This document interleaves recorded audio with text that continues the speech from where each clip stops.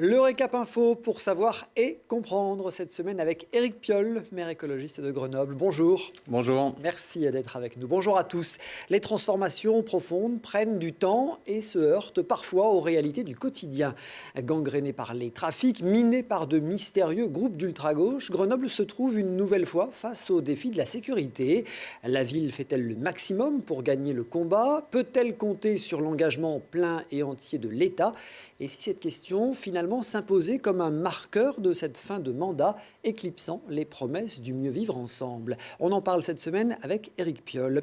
Avant cela, je vois que vous arborez la tenue officielle des 50 ans des Jeux Olympiques de Grenoble. La neige est arrivée ce vendredi sur la ville. On s'apprête à faire une belle fête dans les mois qui viennent. Oui, alors tout d'abord, il faut penser qu'évidemment on rentre dans une période de fête, le marché de Noël s'est ouvert, la neige est là. Et il faut aussi penser aux conséquences pour ceux qui sont dans la rue, qui sont nombreux, et donc notre solidarité envers cela. Ce soir, pour la première fois de l'hiver, un gymnase à Grenoble sera ouvert sur décision préfectorale pour accueillir ceux qui sont dans la rue. Nous avons un besoin de protection, ne l'oublions jamais. Alors, oui, aussi, cette période de Noël est une période d'enthousiasme. Et pour Grenoble, ça va être une période importante parce que c'est les 50 ans des Jeux Olympiques de Grenoble. À l'époque, ça a répondu aux enjeux qu'il y avait là, avec beaucoup de rattrapage d'urbanisme sur une ville qui avait grossi énormément entre 45 et 65. Et donc c'était un rattrapage avec des innovations technologiques aussi, comme le chronomètre, des innovations de communication, comme la mascotte, comme la salle de presse, ce qui a fait finalement l'aura aussi de Grenoble un peu à l'étranger.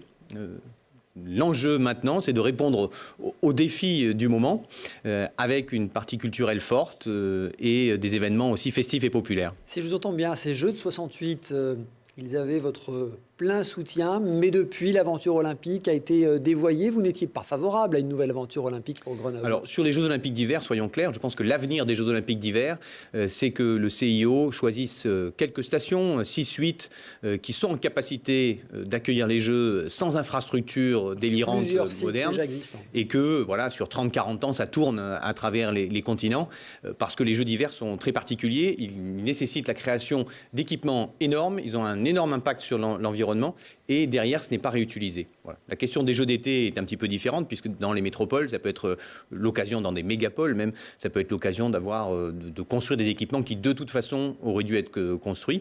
Ça peut permettre de faire avancer les questions d'accessibilité, ça peut avoir une autre réflexion, avec la nécessité quand même toujours de réintroduire la dimension qu'avait Pierre de Coubertin, la rencontre culturelle, et finalement cette diversité, donc ne pas en faire un objet ultra commercial, avec les dévoiements que l'on a pu voir également sur la corruption, le dopage, etc.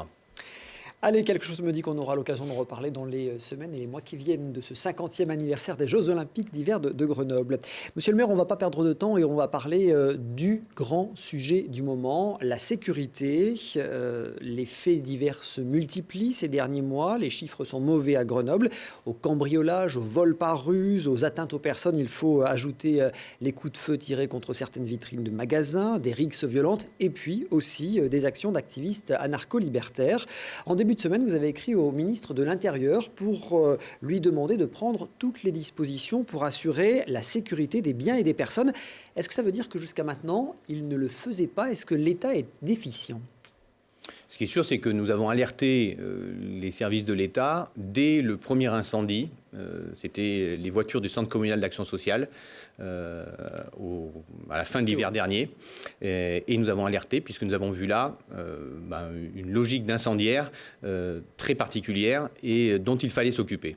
Même si on comprend que les services de l'État sont mobilisés depuis quelques années sur le risque d'attentats, sur tous les milieux d'islamistes qui peuvent radicaliser, qui peuvent faire des attentats, mais ça nécessite quand même de traiter les affaires sérieuses.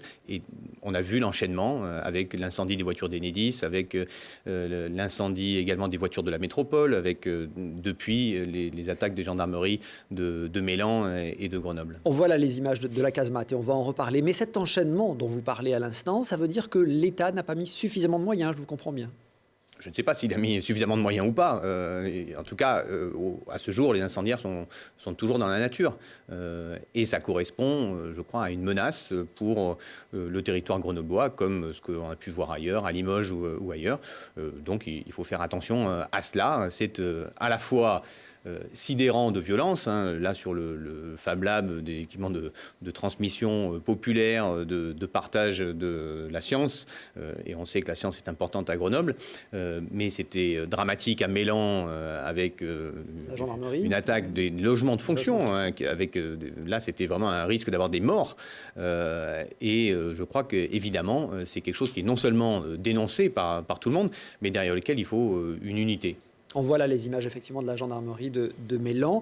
Alors dans le courrier que vous écrivez à Gérard Collomb, vous dites « La ville de Grenoble se tient résolument à vos côtés pour mettre un terme à ces agissements dans les meilleurs délais. » Mais l'État, il vous l'a déjà dit, ce qu'il attend de la ville de Grenoble. Le préfet l'a dit, la vidéoprotection est un moyen utile pour lutter contre la délinquance. C'est du bon sens, cela dissuade. C'est le préfet Lionel Bève qui le dit. Oui, il faut citer la première partie de sa phrase, hein. Les études disent que ce n'est pas efficace, mais mon bon sens dit le contraire. Je crois que tout est dit là-dedans. Nous agissons en tant que politique publique, donc le bon sens, c'est fort sympathique, mais en fait, il faut regarder la réalité. Une nouvelle étude vient de sortir sur la ville de Rennes, montrant que les dispositifs de vidéosurveillance dans l'espace public ne sont pas utiles, c'est-à-dire qu'ils ne font pas de prévention, ils ne font pas de dissuasion, et cette étude montre que ça a servi dans moins de 1% des cas d'élucidation de la délinquance. C'est cela qu'il faut regarder. Là où la vidéo sert, là où la vidéo est utile dans les transports en commun, dans les lieux fermés, dans les halls d'immeubles, eh ben, nous agissons et nous en mettons. Là où c'est inutile, voire on nous dit que ça pourrait être utile pour les enquêtes de justice, si l'État décide qu'il en a besoin pour ses enquêtes, mais ça relève, tout le monde comprend bien que ça relève de lui, il peut changer la loi et dire que il a envie de mettre des caméras de vidéosurveillance puisqu'il en a il en a besoin pour son problème de police judiciaire et de justice.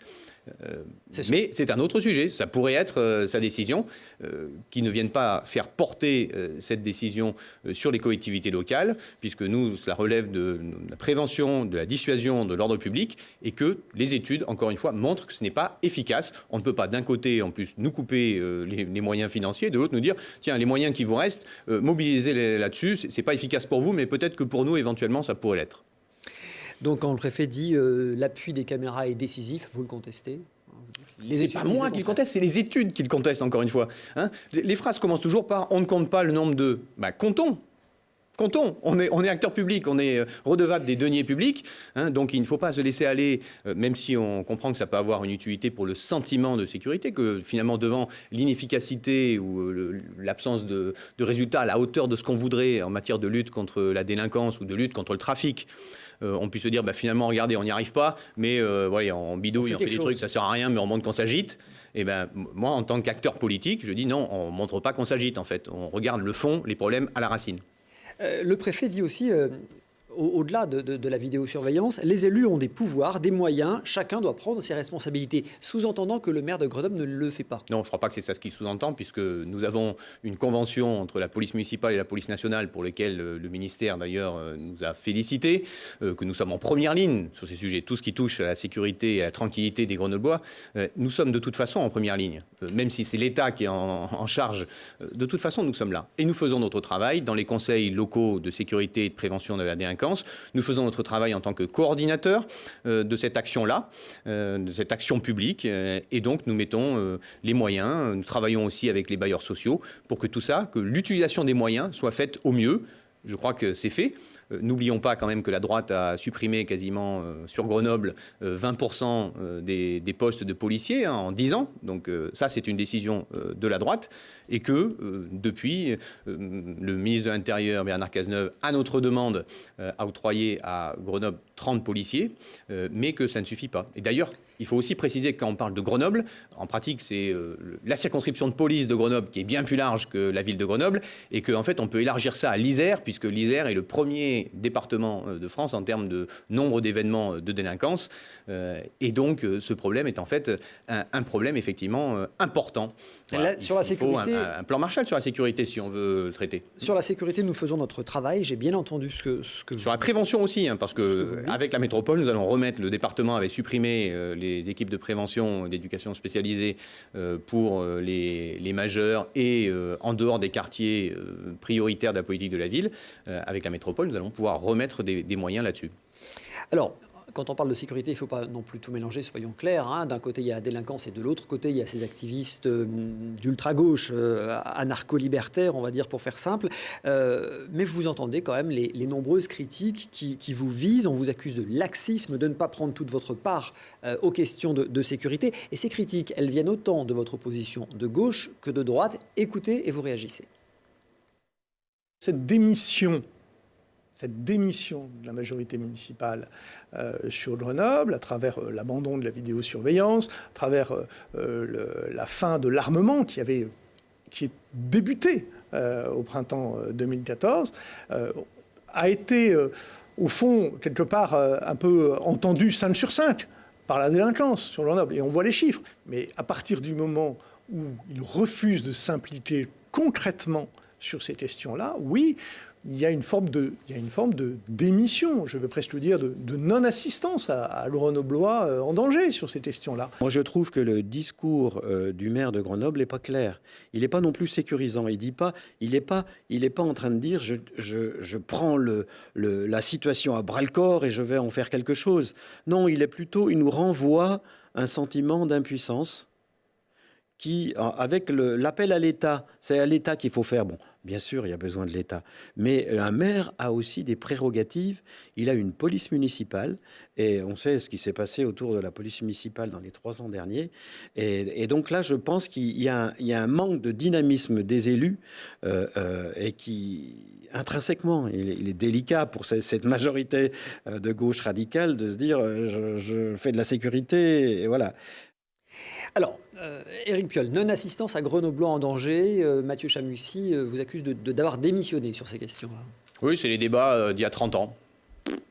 Rien n'a bougé. Ils sont exactement dans la même logique des débats d'il y a 30 ans, à savoir qu'il y a quelqu'un au pouvoir, les autres disent « Ouh, le vilain laxiste ». Donc sortons de ces débats-là, politiciens. Alors, rentrons dans le pour regarder la partie concrète des choses, parce que depuis que nous sommes arrivés sur la sécurité, nous travaillons dans chacun des 6 secteurs de la ville, avec les conseils locaux de sécurité et de prévention de la délinquance, sur le terrain, concrètement, et nous faisons ça de façon bien plus systématique et bien plus engagée que ce qui était fait auparavant. Donc vous dites c'est un travail de fond. C'est un travail de fond. Par contre, est-ce que nous, on prend des hochets pour dire, tiens, comme finalement les résultats ne sont pas là, on va faire de la vidéosurveillance. Est-ce qu'on prend finalement une logique qui est de dire l'État, sortez-vous de la sécurité et transférez cela aux communes? Il faut savoir qu'il y a une pression là-dessus. Moi, je dis non. La sécurité en France, c'est quelque chose de régalien. Ça doit être porté par l'État et il ne faut pas oublier cela. Donc vous répétez là à Mathieu Chamussy et à Paul Bron qui est un homme de gauche quand même, on ne peut pas lui enlever ça. Oui, mais vous savez, la gauche a glissé là-dessus. Et puis c'est tellement facile de dire, les problèmes, ils étaient là. Moi, je suis arrivé à Grenoble en 93. L'année d'avant, je faisais des allers-retours entre Pau et Grenoble puisque ma femme était arrivée un an avant moi. Et à l'époque, c'était le même débat sur la sécurité. Des gens qui se faisaient abattre à la terrasse de café. C'était la même chose. C'était la même chose avant avec c'est bien qu'il y a un constat d'échec. Donc, il y a un constat d'échec. Et c'est pour ça que je dis, nous avons d'un côté les questions de petite délinquance qui pourrissent la vie des gens. Ça monte, ça baisse. Parce qu'en 2016, les statistiques ont baissé. Vous ne m'avez pas entendu dire, génial, les statistiques ont baissé. Je ne commande pas, moi, de toute manière. Et en 2017, ça a remonté. Bon, OK. Et derrière, nous avons la question du trafic. Et sur le trafic, je pense que c'est important de dire que Grenoble est une plaque tournante du trafic. Ça, c'est depuis 40 ou 50 ans. Et que là-dessus, il faut se poser les bonnes questions. Notre politique en termes de lutte contre le trafic est un échec de sécurité, est un échec de santé publique, puisque la consommation de drogue augmente, la consommation de cannabis augmente, et chez les jeunes, on sait que ça peut être extrêmement nuisible, et est un problème aussi pour notre police, qui est démoralisée par rapport à cette incapacité à agir, et qui est mise en situation d'impuissance, parce que accepter qu'il y ait des chauffeurs qui soient dans un canapé à 100 mètres du commissariat de police, et que tout ça soit su, évidemment que c'est démoralisant, pour les habitants en premier lieu, mais même pour les policiers. Monsieur le maire, on va développer, simplement pour en finir avec l'interview de Paul Bron et de Mathieu Chamussy, l'armement de la police à Grenoble, ce sera non sous votre mandat. l'armement de la police, c'est quoi le principe? Il faut qu'ils nous disent, il ne faut pas mettre comme ça des mesures comme ça sur la table. Il faut dire pourquoi, quels sont les objectifs recherchés, quel est le diagnostic, hein. Moi, je constate que... Paul Bron, il dit qu'il faut revoir le totalement le cadre d'intervention de la police municipale. S'il a envie de nous dire que la police municipale devient une police nationale, qu'ils le disent, mais qu'ils ne restent pas dans des généralités, parce que sur la question de la sécurité, les injonctions de laxisme et de sécurité et de jeter des mesures à l'emporte-pièce, ça n'est pas bon. Ça n'est pas bon parce que ce n'est pas efficace et ça ne répond pas à l'attente légitime de sécurité parce que, de fait, à Grenoble, on sait, le trafic a une place forte et ancienne et on a, comme toutes les grandes métropoles, des actes de délinquance qui sont importants. C'est à Grenoble, c'est dans la circonscription de police de Grenoble, c'est-à-dire toutes les villes qui sont autour, et c'est en Isère en général. C'est important de rappeler parce qu'on a l'impression aussi que dans le débat politicien, finalement, là où avant c'était la gauche contre la droite, les laxistes contre les sécuritaires, maintenant finalement tout ce petit monde s'est réuni pour dire tiens, les nouveaux venus, c'est vous finalement les laxistes, nous maintenant on est tous copains. C'est vrai que la délinquance ne connaît pas les limites communales. Le procureur de la République de Grenoble a dit aucun quartier n'est épargné par les trafics. Grenoble est gangréné. Vous évoquiez les trafics notamment de stupéfiants, ce qui relance évidemment le débat sur la dépénalisation du cannabis. Quelle est votre position là-dessus? Tout le monde me dit il faut ouvrir le débat. Moi, je ne vous demande pas d'ouvrir le débat. Quel est votre avis à vous? Quel est votre avis à vous? Non, moi je dis justement qu'il faut ouvrir le débat. Vous avez une conviction? Il faut ouvrir le débat, non. Parce que si on rentre dans un débat en disant on est pour, on est contre, on fait comme ce qu'on a fait depuis 30 ans. On commence le débat, pour, contre, on range, on met de côté et on y revient 2 ans plus tard. Donc la question, c'est de se dire quels sont nos objectifs en matière de sécurité publique. Nous sommes en échec aujourd'hui. En matière de santé publique, nous sommes en échec. La consommation de drogue n'a jamais été aussi importante. En matière d'utilisation de nos moyens et de morale de nos effectifs de police et de justice, en matière de risque potentiel de report sur d'autres formes de trafic, d'impact sur la vie des quartiers qui sont tenus aujourd'hui par la drogue ou impactés par le trafic de drogue. Et puis derrière, regardons les solutions. Nous, ce qu'on peut juste dire aujourd'hui, c'est que tous ceux qui étaient pour une lutte contre la drogue très radicale, et notamment les républicains américains, ont fait marche arrière. On dit, OK, on s'est planté en termes de sécurité, en termes financiers, en termes de santé. Ils ont tous fait marche arrière, comme l'a fait notre ministre de l'Intérieur socialiste Daniel Vaillant sur la question. Et maintenant, il y a 20% des Américains qui ont accès au cannabis de façon légale. Voilà. Après, il faut mesurer ce que ça donne. Évolution de la consommation, contrôle, financement public aussi. Hein, c'est la deuxième ressource fiscale du Colorado qui permet de faire la prévention. Nous, on ne fait pas de prévention. Une fois qu'on a posé, vous allez devant un lycée, les lycées un peu chics, aujourd'hui à Grenoble, vous allez à 8h du matin, vous trouvez des jeunes qui sont en train de fumer des joints. Et n'oublions pas également la question des clients. Hein. Nous sommes en train de construire une démarche envers les clients, hein, puisque c'est les clients qui créent la demande. Hein. Et donc ces jeunes-là, c'est des jeunes qui ont les moyens financiers aussi de fumer. Donc ça casse aussi un petit peu cette logique de dire il y a des méchants délinquants, et puis parce que les consommateurs, ils sont partout, objectivement. Le président partout. Macron, précisément, veut contraventionnaliser la consommation. C'est une bonne chose? D'après tous les experts, ils disent que ça ne va pas servir à grand-chose. Voilà. Donc il faut avoir le courage de poser le vrai débat. Je pense qu'on est mûr. Ça a été, on voit que ce débat-là, il est posé dans de plus en plus de pays. Est-ce qu'on attend encore 10 ans en écopant la mer du trafic avec une petite cuillère? On ne peut pas évoquer la sécurité ces derniers mois sur Grenoble sans parler des actions de groupes anarcho-libertaires qui ont notamment revendiqué les incendies de la gendarmerie de Grenoble, de Mélan dont vous parliez, de la casemate, mais aussi les incendies de véhicules du CCAS de Grenoble, d'EDF sur le propre parking, des oblitérateurs aussi, je crois, de la Sémitag. Vous condamnez sans ambiguïté ces actions? Mais qui ne condamnerait pas sans ambiguïté? Ce sont des incendiaires qui font atteinte à des biens publics et qui, dans le cas de la gendarmerie de Mélan, c'était des atteintes aux personnes avec des risques de décès, de meurtre. Aucune circonstance atténuante. Il n'y a pas de débat là-dessus. Pour personne, je crois. Hein. Il devrait, au lieu d'avoir d'utilisation politicienne de ces questions-là, il devrait au contraire y avoir une unité par rapport à cela. Qui exploite politiciennement ça? On les voit, hein. Encore, il y a eu Olivier Véran, je les confonds à force, qui porte le même discours. Olivier Véran qui dit, expulsons tous les squats de Grenoble. J'allais vous faire réagir là-dessus. J'ai échangé avec le préfet, dit Olivier Véran, donc le député de La République En Marche de l'Isère. J'ai échangé avec le préfet sur certains réseaux anarchistes occupant des squats bien connus à Grenoble, avec lesquels nous n'avons pas le droit de transiger. Je ne sais pas ce qu'il veut dire. Il faut qu'il C'est un précise. amalgame ? S'il sait qui sont les incendiaires, qu'ils le disent. Sinon, il y a à Grenoble, depuis des décennies, là encore, un milieu anarchiste et un milieu de squat qui héberge quelques centaines de personnes. Là, nous avons des incendiaires, ce sont des criminels. Donc, il faut que la police fasse des recherches, qu'on arrête ces criminels. Et pour les autres, s'il y a quelqu'un qui sait et qui les montre du doigt, qu'il le fasse. Mais qui n'oublie pas que cette entrée comme ça, avec ce genre d'amalgame, ça peut se faire dans tous les domaines et que c'est extrêmement glissant comme sujet. Moi, j'attends d'un député qu'il vote les lois. Hein. Ce n'est pas le VRP du territoire, et qu'il vote les lois. Et donc, qu'il bataille pour que les forces de police ne fassent que remonter juste au niveau de 2002 déjà.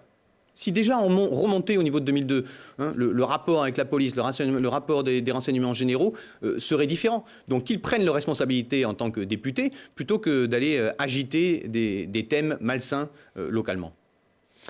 Ces activistes d'ultra-gauche, ils basent une bonne partie de leur discours sur la haine anti-flic.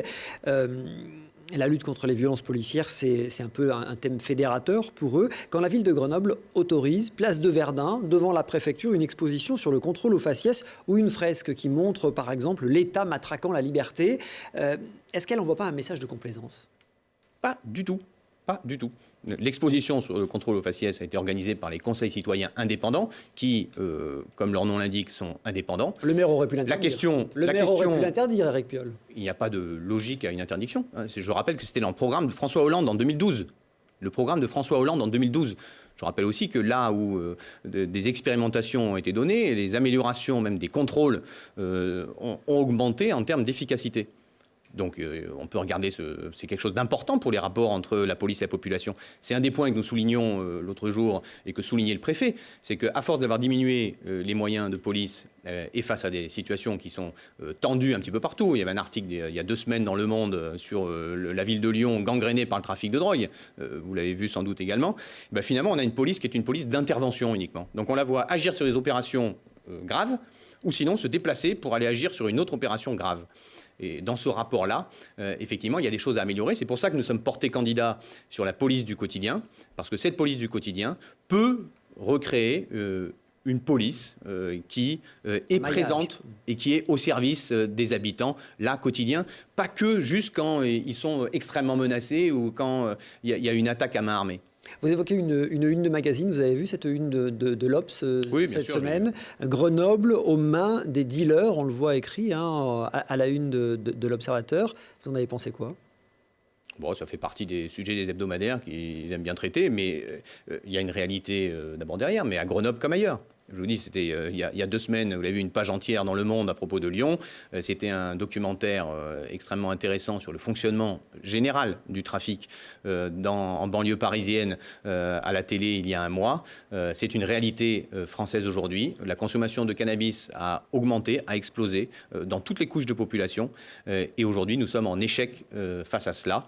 Il ne faut pas s'étonner que des gens prennent finalement le territoire comme une propriété. C'est nos points majeurs, nous, en direction de la direction départementale de la sécurité publique et du préfet. Nos points, c'est de dire, OK, on comprend bien qu'avec les moyens que vous avez et la loi que vous avez, on ne va pas éradiquer le trafic, mais il est intenable de laisser s'installer un trafic au vu et au su de tout le monde, propriétaire de l'espace public, là où les habitants, sur ces points très focalisés, sont obligés de demander pardon pour éventuellement rentrer chez eux. C'est inacceptable. Quand on voit qu'à Grenoble, les chiffres de la délinquance sont 3 ou 4 fois supérieurs à la moyenne nationale, 2 fois supérieurs aux villes de taille équivalente, il n'y a pas de spécificité grenobloise pour vous ? Si, il y a une culture de la violence à Grenoble qui est très ancienne, qui se transmet à travers les générations. Et évidemment, je vous le disais, quand je suis arrivé à Grenoble il y a 24 ans, c'était l'image que j'avais de la ville. Et aujourd'hui, c'est toujours qu'il y a une réalité qui nous colle à la peau, qui a été renforcée en plus évidemment par les discours de Sarkozy et les événements de 2010. C'est une évidence. Mais c'est aussi pour ça que nous cherchons, nous, à élargir l'image de Grenoble et à dire que Grenoble, c'est pas juste le discours d'avant qui était une ville de high-tech Et puis, ça c'était le discours choisi, et qu'il y a des problèmes de sécurité, discours véhiculé, mais montrer la richesse de Grenoble en termes d'innovation sociale, de solidarité, de sciences, de connaissances, d'innovation technologique également. C'est ce que nous faisons dans tous les domaines, ce que nous avons fait avec le label Ville d'art et d'histoire, mais on aura sans doute l'occasion d'en reparler un peu plus tard dans l'émission. Avant cela, j'aimerais qu'on fasse le point sur le plan de sauvegarde des services publics. Lors de l'analyse du débat d'orientation budgétaire qui précède le budget primitif dans les conseils municipaux, votre adjoint aux finances s'est félicité du redressement financier de la ville, notamment grâce à ce plan de sauvegarde. Il aurait permis de faire 3 millions d'euros, il permettrait de faire 3 millions d'euros d'économies en 2018 sur l'année glissante. Là, on est dans une logique où, vous le savez, les dépenses de la ville de Grenoble ont eu un glissement dans les dernières années du troisième mandat de Michel Destau, et l'épargne nette en 2014 était négative, avec les impôts les plus hauts de France et un niveau d'endettement qui était dans le top 5 des villes de plus de 100 000 habitants. Donc Grenoble était, en 2014, à notre arrivée, la ville la plus en difficulté des villes de plus de 100 000 habitants. Là-dessus, 2 semaines après notre élection, Manuel Valls, nommé Premier ministre, décide d'avoir une baisse de dotation qui correspond pour la ville de Grenoble à 1 mois de budget supprimé. Nous avons pris nos responsabilités. Fallait-il augmenter les impôts de 20% ou travailler sur le périmètre de l'action publique? C'est ce que nous avons fait. Nous avons pris des mesures de sobriété qui étaient au début indolores, le palais des sports, la division par 2 des dépenses de communication, la baisse des indemnités des élus, l'arrêt des dépenses dans les restaurants, etc. Et nous avons construit un plan qui permet de repartir de l'avant. Et c'est vrai que ce travail sur le périmètre de l'action publique permet de retrouver une épargne nette positive. On est encore loin d'avoir des finances saines. On a une dette qui va continuer de peser et qui est un héritage ancien. Mais ce travail-là paye. On verra ce que cela donne avec les mesures de Macron. Pour l'instant, on voit une grande recentralisation avec les mesures sur la taxe d'habitation, avec différentes décisions, alors que ce que tout le monde attend, c'est un troisième acte de décentralisation. Le symbole de ce plan de sauvegarde des services publics, c'est la fermeture de 3 bibliothèques. Avec le recul, est-ce que vous ne vous dites pas il y a quelques regrets à avoir sur la façon dont on a présenté les choses? Il n'y a pas de bonne façon de présenter un plan d'économie qui touche 1 mois de fonctionnement d'une ville. Voilà. Donc la question, c'est de dire, sur les fermetures de bibliothèques, d'abord il y en a 2 et pas 3. 2 et une. Il faut rappeler que les directrices des bibliothèques de Grenoble, les 3 dernières directrices mentionnaient que pour le développement de la lecture publique, il pouvait être intéressant de fermer ces 2 bibliothèques que nous avons déplacées. On peut rappeler également que sous le mandat de Michel Destau, il y a eu 3 ou 4 bibliothèques qui ont fermé. C'est la vie d'un réseau. En fait, ce qu'il faut regarder, c'est est-ce qu'on regarde le symbole de l'établissement bibliothèque ou est-ce qu'on regarde l'ambition de lecture publique. Nous avons une ambition de lecture publique. Nous avons beaucoup de choses que nous développons. La section jeunesse à Kateb Yassine, des sections également pour les personnes porteuses de handicap, la bibliothèque d'études et du patrimoine, l'ouverture de ce réseau et ce projet de lecture publique pour lequel d'ailleurs le gouvernement actuel va nous accompagner pour construire un projet de développement de la lecture publique, là où à Grenoble, malgré la richesse du réseau qui est sans pareil en France, il faut le rappeler, voit son nombre historiquement sans pareil, voit ce nombre de personnes qui le fréquentent baissé depuis déjà un grand nombre d'années. Mais vous avez annoncé un plan lecture pour 2025, et c'est là où je dis que peut-être il aurait fallu s'y prendre autrement. Le plan de lecture 2025 est annoncé après l'annonce de la fermeture de 2 bibliothèques et de la requalification de l'une d'elles. Parce que la décision que nous avions à prendre et que nous avons annoncée en juin 2018... Elle était urgente. C'est des décisions d'urgence sur 2 ans pour avoir de la visibilité, pour ne pas faire comme ce qui se fait ailleurs, à savoir qu'on prend des mesures en fait pas drôles, une par une, mois après mois. Et ça, je m'y refuse, parce que ce n'est pas un exercice politique intelligent. Du coup, à chaque fois, on se dit, qui sera le prochain? Nous, on a donné un cadre, on a annoncé tout ce qu'on allait faire dans les 2 ans. On a dit, voilà, les 3 axes et les 100 mesures sur lesquelles nous allons agir. Évidemment, c'est des décisions qui sont difficiles à prendre. Évidemment, ça nécessite un changement extrêmement important. Mais je crois que c'était nécessaire. Et je crois aussi que ça redonne du dynamisme pour le futur. Parce que du coup, on se dit, on ne va pas essayer de faire ce qui se faisait avant, juste avec 1 mois sur 12 en moins, ça ne marche pas. Allez, on avance, monsieur le maire. Un mot sur les nouveaux panneaux d'affichage, le mobilier urbain. Une de vos toutes premières actions quand vous êtes arrivé dans le fauteuil de maire, ça a été de ne pas renouveler le contrat de concession à l'afficheur Deco. Vous avez supprimé les panneaux, les sucettes, les colonnes Maurice. 3 ans après, vous venez d'annoncer un nouveau système, un nouveau projet retenu pour remettre en place certains panneaux, pas uniquement des panneaux. Ça a été long, 3 ans, non ? Alors, c'est pas 3 ans, mais c'est 2 ans. 2014. Dans les derniers panneaux ont disparu à l'été 2015. Mais ce qui est important, c'est que nous avons fait un travail sur l'information. L'information dans l'espace public et que ce n'est passé par une multiplication incroyable de l'affichage libre pour permettre aux associations d'afficher, pour permettre l'affichage culturel, pour permettre l'affichage de quartier. Donc ça, avec nous des l'avons fait. totems qui ont été assez Nous l'avons controversés. fait immédiatement. Non, l'affichage libre, ça on l'a fait immédiatement. Et d'autres moyens de communication qui ont été travaillés avec des étudiants et qui seront mis en place petit à petit sur des triporteurs, sur des fresques urbaines d'information. Donc d'autres moyens, penser la communication de l'information à Grenoble. Et puis effectivement du mobilier urbain qui était de façon temporaire les totems et que nous avons travaillé également avec une vision de design en se disant que l'objectif, c'est aussi que toutes les villes ne se ressemblent pas. Ce côté aseptisé où dans toutes les villes, vous avez les mêmes magasins qui se suivent, le même mobilier parce qu'il est porté par un publiciste. Et que tout pareil, finalement, cette aseptisation de l'espace public n'est pas quelque chose qui correspond à Grenoble, n'est pas quelque chose qui est attendu par les Grenoblois. Donc voilà. Ce sera innovant, c'est ce que vous me dites. Ça sera particulier, spécifique pour Grenoble, effectivement. Puisqu'on parle de décor, on a vu les images, on va peut-être même les revoir. Le nouveau mobilier urbain de la rue de la République.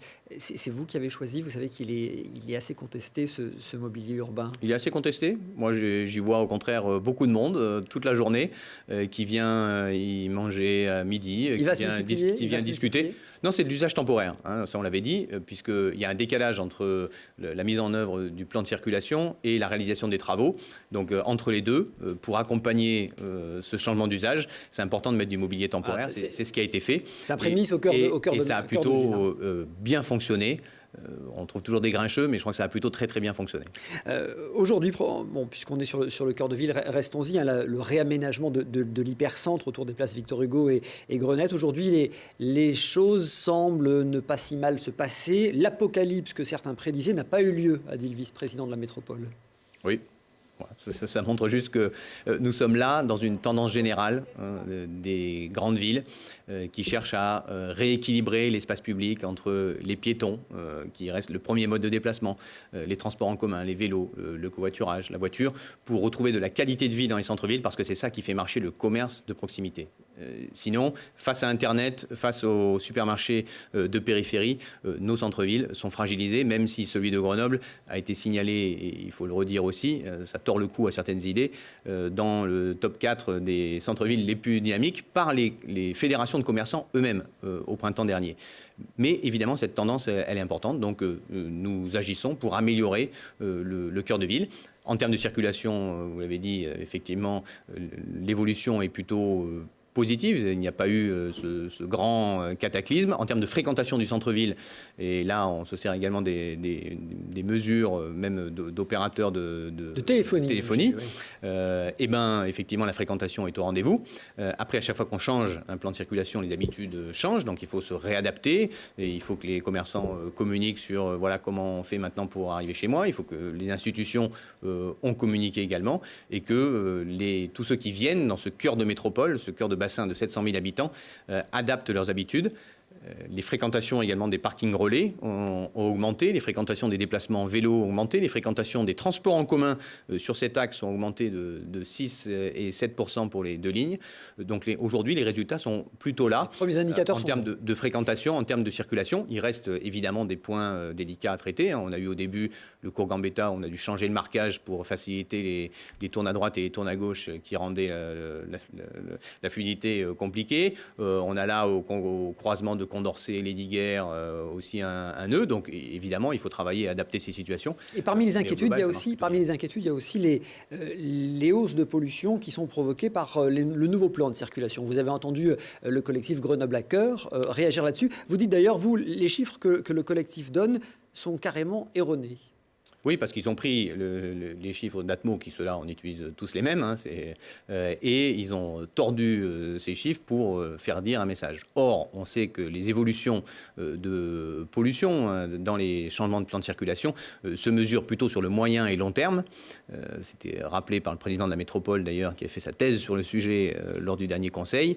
Et donc, il faut juste attendre pour cette dimension de pollution. Il va y avoir une étude qui va être faite sur les mêmes bases que celle qui avait été faite avant en 2016 pour permettre des points de comparaison en sachant que nous travaillons à cela et que l'évolution générale et notamment l'utilisation des transports en commun, des cycles, du covoiturage, tout cela va dans le bon sens et que ça va nous aider. Nous sommes la première zone urbaine de France à avoir mis en place un plan de lutte contre la pollution de l'air qui soit vraiment coordonné, qui ne soit pas juste une décision préfectorale.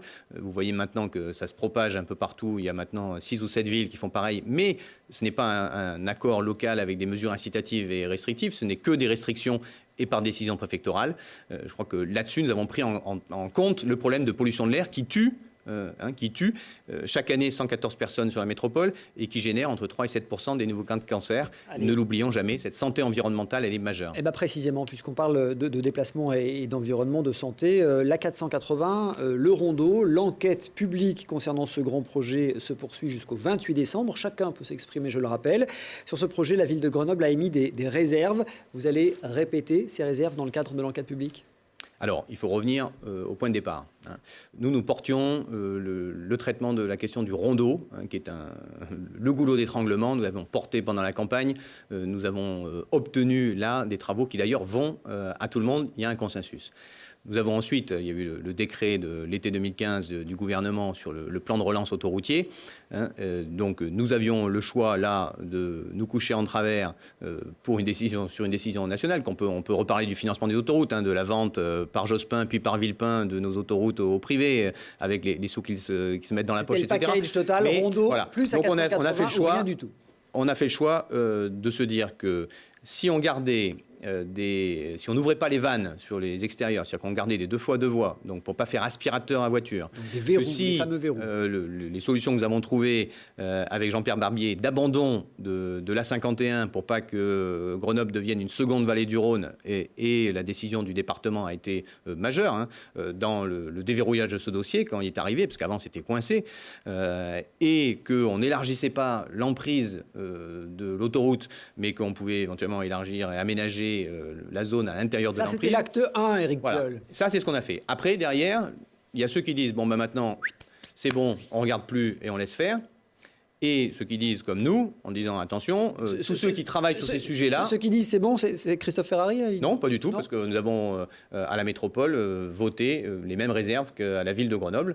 Donc la position est commune. C'est juste après des questions de tactique. Nous, on dit attention, une fois qu'on a dit OK pour le départ du projet, il faut suivre ce projet pour qu'à la fin, il attirisse bien comme on l'a souhaité. Il a un peu dévié, c'est ce que vous me dites? Non, ce qu'on dit, c'est que les équipes d'AREA, les équipes du département des transports, ils ont l'habitude de faire des autoroutes. C'est leur métier. Donc là, on leur demande finalement de faire quelque chose qui traite la question du bruit, qui traite la question de pollution, qui traite la question de l'insertion urbaine, qui facilite le covoiturage. Et ça, ils ne savent pas faire. Beaucoup. Et bien, ça demande un effort. Donc on dit juste, voilà, là, aujourd'hui, on avait 5 points, et puis du coup, c'est un appel à travailler, ce qui s'est fait, puisque derrière, nous avons travaillé avec AREA, il y a encore des points à travailler, mais c'est juste de dire, voilà, c'est pas un chèque en blanc, il nous faut suivre ce dossier, c'est responsable politiquement de faire cela. Si nous arrivons à une solution qui est à 70 km/h, qui a un vrai amortissement du bruit, de la pollution de l'air... C'est pas notre ressort, c'est le préfet qui décidera. Oui, tout à fait, mais le préfet peut décider. Si on arrive à obtenir une expérimentation, le gouvernement a l'air pour l'expérimentation de voies dédiées au covoiturage à partir du péage de Vorep, si nous améliorons l'insertion urbaine de cet axe. On parle de tourisme, mais ce qu'on donne à voir aux gens qui vont aux stations de ski, c'est ça. Aujourd'hui, c'est pas super fun.